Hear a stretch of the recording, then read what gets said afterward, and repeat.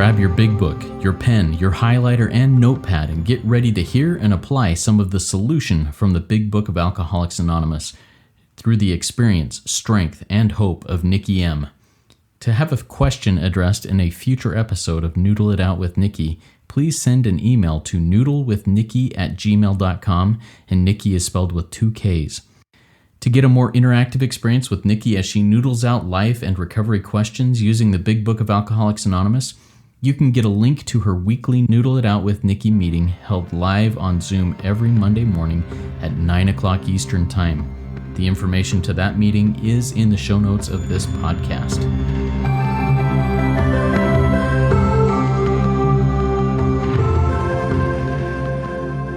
God morning, God afternoon, and God evening to all. I'm Justin B. I'm a son of an all-powerful and perfectly loving God and a qualifying addict of multiple fellowships. I'm grateful to be living in the miracle of recovery one day at a time, and I'm here with the intelligent agent, spearhead of God's ever-advancing creation, and my co-host, Nikki M. Nikki, come say hi and introduce yourself a little bit here.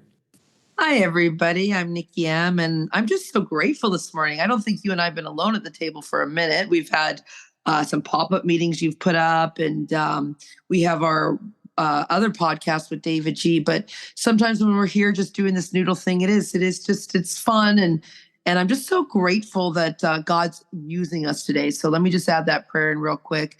God, please use Justin B. and I today. Thank you. Amen. Thank you, Nikki. All right.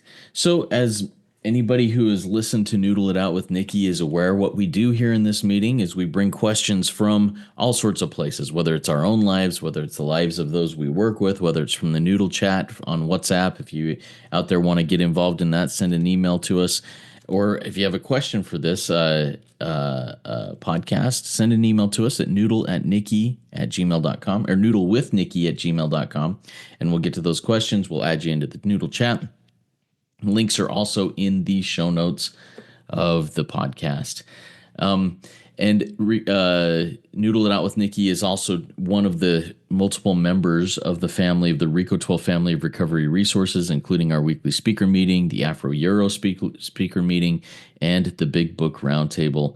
And just grateful to be a part of this. If you out there get anything out of these services and you feel your higher power nudging you to make a contribution, please do so. We're grateful for any donations that come in. They help us keep this program going and help us continue sharing this message with the alcoholic out there who is still sick, the person struggling with alcoholism, whatever that be, however that may manifest. All right, so let's jump into a couple of questions that we've got here. We're going to do one question in this episode, Nikki, and it's something that you brought to my attention here in the last 2 weeks, where you said, hey, Justin, next time we do this, we need to noodle out why we don't leave the rooms. So, Nikki, why is it that we don't leave the rooms? Even if I've been sober for, 90 days, a year, 10 years, why don't we leave the rooms? Wow. And I can't even remember what mood I was in that day that prompted me to send that note to you. Like, we have to put this in. And it was about me. And it was, why doesn't Nikki leave the rooms? I don't know. I can't remember what it was, but here we are a couple weeks later. And why don't we leave the rooms? Well, this is what our book says. So we use the 4th edition of the Big Book of Alcoholics Anonymous to include any and all acting out obsessions, diseases, which include alcoholism. And that's everything. I mean, that is your drugs, your sugar, your food, your nicotine, your gambling, your sex, love, fantasy, pornography, overworking, tasking, electronic media, social media, self-harm, mutilation, anorexia, bulimia, overspending, debting, under-earning, cluttering, hoarding, snorting emotions, and codependency. So that's number one, why you don't leave rooms, because there's so many diseases and afflictions and this mind. Our book on page 30 says this: we are in the grip of a progressive illness. Where is it? Here it is.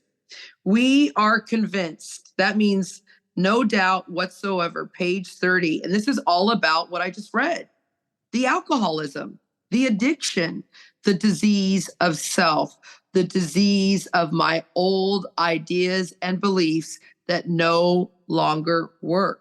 And so why don't I leave the rooms? Because I am convinced that a woman or a man like Justin B of our type. And what is our type? See, Justin B has never had a drink, but he suffers the disease of alcoholism. So what is his type? What's my type? I've had a drink and I'm not an alcoholic, but I suffer the disease of alcoholism. And what is our type? We're like this on page 21. It says, but what about the real addict? He may start off as a moderate thinker. See, we were tickled with something, whether it was sex, love, whatever it may be.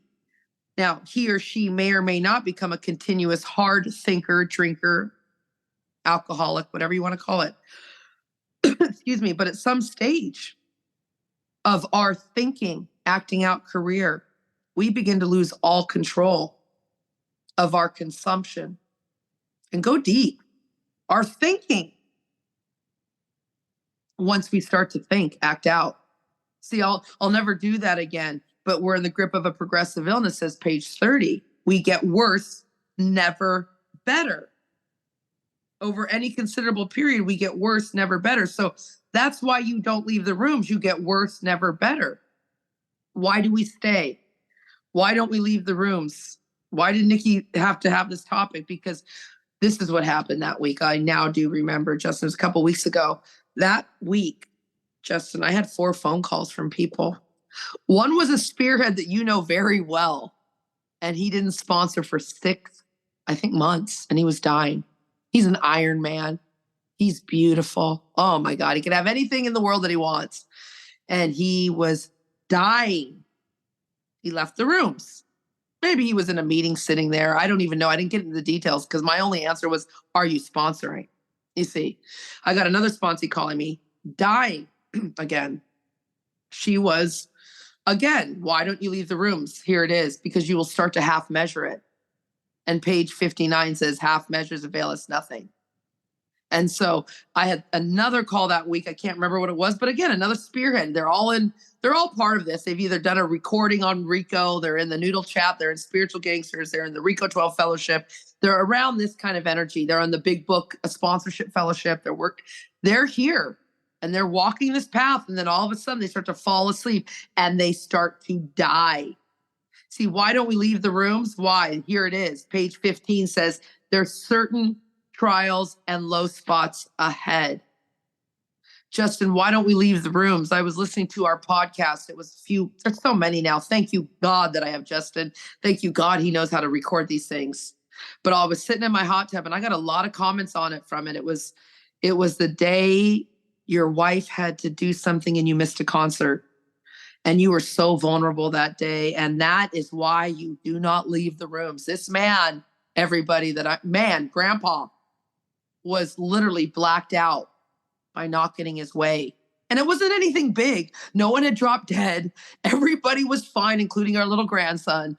Everybody, but it was, you remember clearly. And that's why, imagine if you didn't leave the rooms. What would that day have looked like, Justin?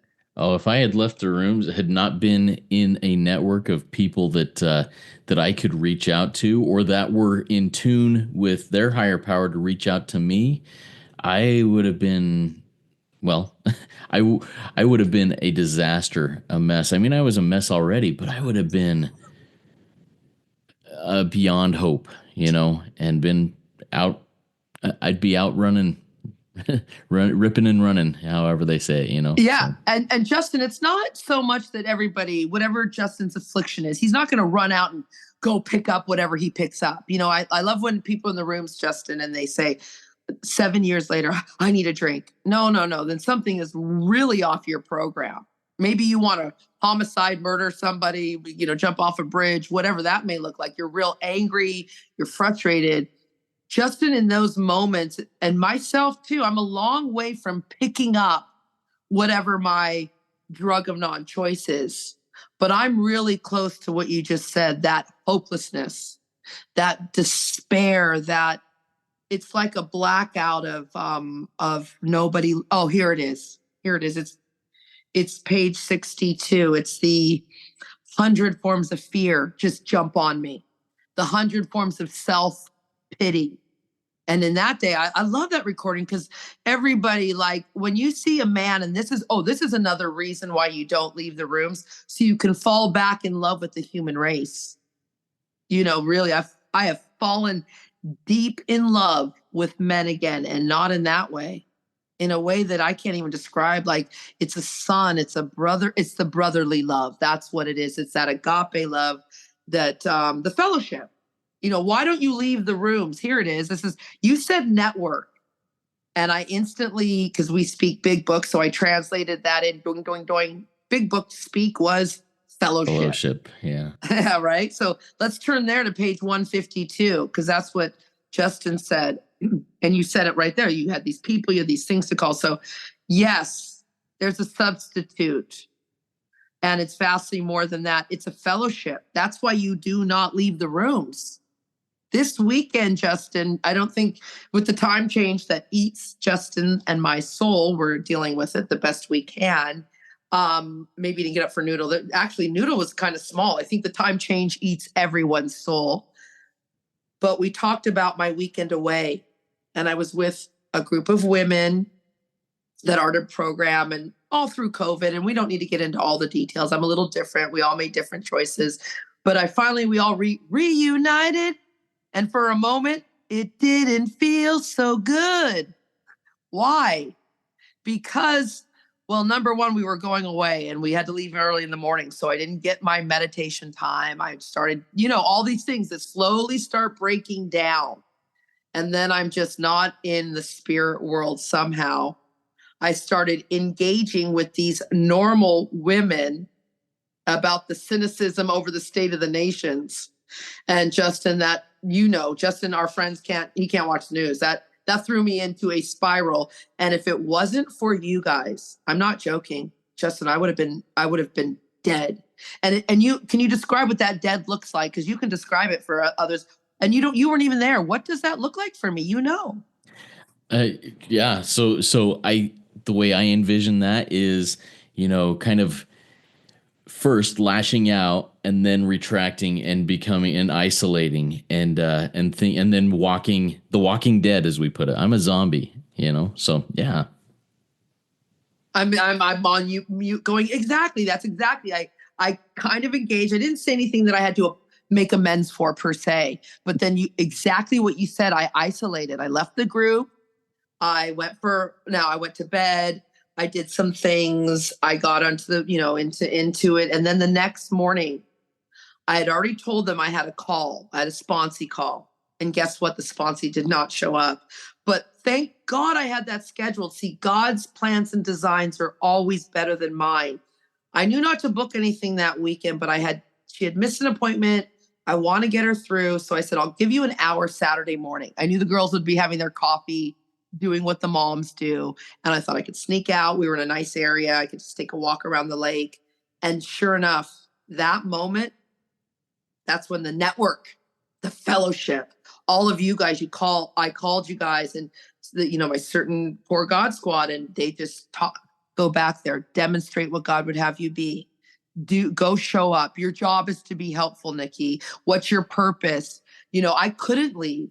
We were going on a woman's weekend away, and one of our fellows, who I love so much, her family owns this beautiful estate, and she was getting us a tour there and getting us dinner and all these things, and I was the one who organized it. Now, old Nikki, if I do not stay in the room, old Nikki would have, what you just said, isolated. I would have been out of there. One of my friends that I called in program jokingly said, "Do you want me to send a private driver for you?" And she would have. These are the kind of friends I have. And I said, no. And we laughed. And she said, "No, you're going to show them tomorrow what you need to do." That's only, Justin, because I didn't leave the room. I'm in year 13. You're in year almost there too. We're imagine our friend, if no one's listening to our Thursday Roundtable Rico podcast, can you imagine if our friend David G would have left the rooms? Like, it's crazy. And then it says, And I want you to talk about this, Justin, because you've been here for a while. I want you to noodle back to me because it says very clearly on this last page, it says, page 164 says, we realize we know only a little. God, this power, this program, this fellowship, these principles will constantly, that's every day, constantly means all the time, disclose more to you and to us. See, I can't leave the rooms. I'm excited to see what's going to happen. What are your thoughts on this, my buddy, my friend? Yeah, thank you, Nikki. And that line and the line after that are two real key lines for me in keeping me in the rooms and it keeping me excited to be in the rooms. God will constantly disclose more to you and to us. Well, guess what? If God isn't disclosing to me, it's not because God isn't trying to. It's because I'm shut off. I'm closed off. I'm not open to having more disclosed to me. And if I step out of the rooms, that's me shutting that door right to God, right to this fellowship of people who are there to lift me. And if I'm in the rooms, if I think I'm engaged, if I think I'm doing, checking the boxes, and I feel like I haven't had anything new disclosed to me for a while, well, that next phrase, ask him in your morning meditation what you can do each day for the man who is still sick. This is where more will come in. The answer, more will be disclosed, will come if your own house is in order. Well, okay, so I'm doing that. Well, I'm not seeing anything. There's nothing going on. Well, my house probably isn't in order, and I need to do some things in there to get my house in order so that I can be of maximum service to my fellows and maximum service to that power greater than me, who I, in step 3, gave my will and my life over to that power's care to do with me and build with me as it would. Any other thoughts on that, Nikki? Well, I got a little sad as you were speaking because sadly, many people do leave the rooms and they don't realize, like page 14, everybody says a price must be paid. It says simple but not easy. And, that's why let's just go. Justin could tell us his favorite baseball player. I don't even know what it would be, but I like to use those analogies because that's how, remember, the book tells us, get interested in the people you're talking to so you can talk, so they can understand and use what they like. So my friend Justin loves baseball. So, think about your favorite baseball player. They were out there every day. They didn't just happen and become the world's best baseball player. They were out there. Some of you who love the greatest tennis players. How about Tiger Woods? I mean, rumor has it his dad was out there when he was like 2 or 3. I come from Canada.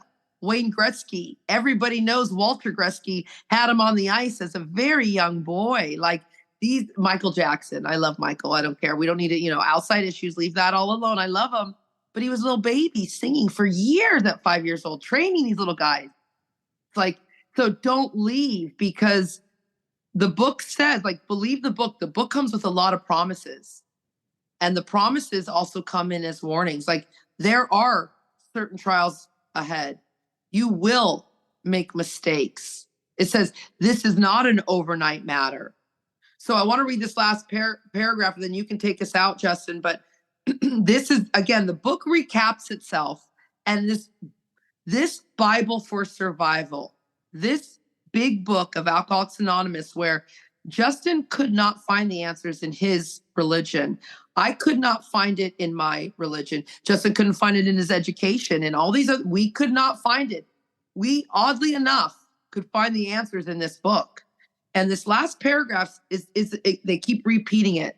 So every day, this is why you don't leave the rooms, because every day you have to abandon yourself and you cannot do that alone. Every day, this is why you do not leave the rooms. You have to admit your faults to God and to your fellows. You need fellows, not the moms I went away with this weekend. And even though your wife is in the rooms, Justin, with her own program, you need other people. You don't need to, your wife will. Even people in the rooms, you guys, some of them don't understand what we're driving at. They're reading the same book, but you understand it may be different things. Why we don't leave the rooms? Because you have to clear the wreckage. You have to clear away the wreckage of your past. And I can't do that alone. I need Justin. I need all of you guys. I need a sponsor. I need my sponsees. Why we don't leave the rooms? Because I have to give freely of what I find here in these rooms and make sure that you join me. I got a sponsor. And even though I helped the ladies this weekend and it was so fun. And, the dark moments, wow, Justin brought me to the light. But I don't leave the rooms because this is where I find you, in the fellowship of the Spirit. And you guys trudge, meaning you walk with purpose.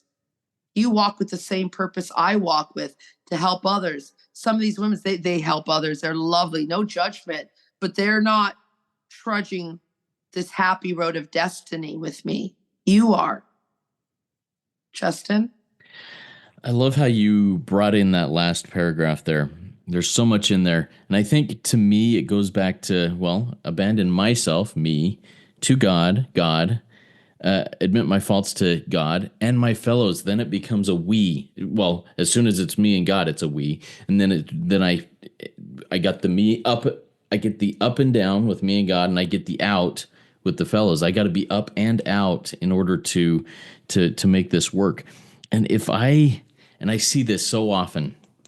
You know what? I've been sober. I haven't used my drug of non-choice for whatever it may be, as short as 90 days. Man, I'm healed in 90 days and I'm out. I never have to deal with this or talk to anybody ever again. And if I'm sober, that sucks. I'm sober because of what I don't do. And if I live in a place where I don't do something, that's hell. That's being stopped and not progressing. I'm recovered because of what I do. Sober is not well. Recovery is where the wellness comes in, and that's where we're at here. And recovery has to do with me, God, and others. And I'm going to share just one quick experience that I had yesterday. I was talking to a couple of people. I was at church. I was talking to a couple of people, and the word endure came up. We got to endure to the end. And it was this trudge. And I'm going to relate it to the word trudge. So often in the world, we hear the word trudge and we think, oh, this sucks. I just got to I'm walking through mud and muck and life sucks. And that's what this person thought about the word endure. And I thought, well, what did the word endure mean when it was written in this place? I don't know, but I think it probably was very similar to what the word trudge meant in 1936 through 1939 when this was written, to walk with purpose, to have a goal in mind, to have an end sight in mind and walk with purpose and move towards it no matter what obstacles come. I keep moving forward, and that's what I do in the rooms. Any other thoughts before I close this out, Nikki? Just, I want what you have, and I wrote down up and out. I need to get up and out. And you guys can't see us because we're in your ears, but I'm seeing Justin right now, and he put his arms straight up with God, and then out. And I just love that vision, that thought, Justin. So thank you. I am going nowhere. Warning everybody, I'm here with Justin trudging this, and it is a happy road. It is so happy, Justin. And I just love this family. I love you. Thank you. Yeah, and I love that image, the up and out. To me, I see an atomic cloud of love. Instead of seeing destruction of an atomic bomb, see a bomb of love, of up and out, and it goes everywhere. And the influence and the gathering in just happens automatically through that. Nikki, so grateful to sit down with you. Everybody out there, come continue and trudge this road of happy destiny with us. It is well worth it. That road is well worth it, and so are you.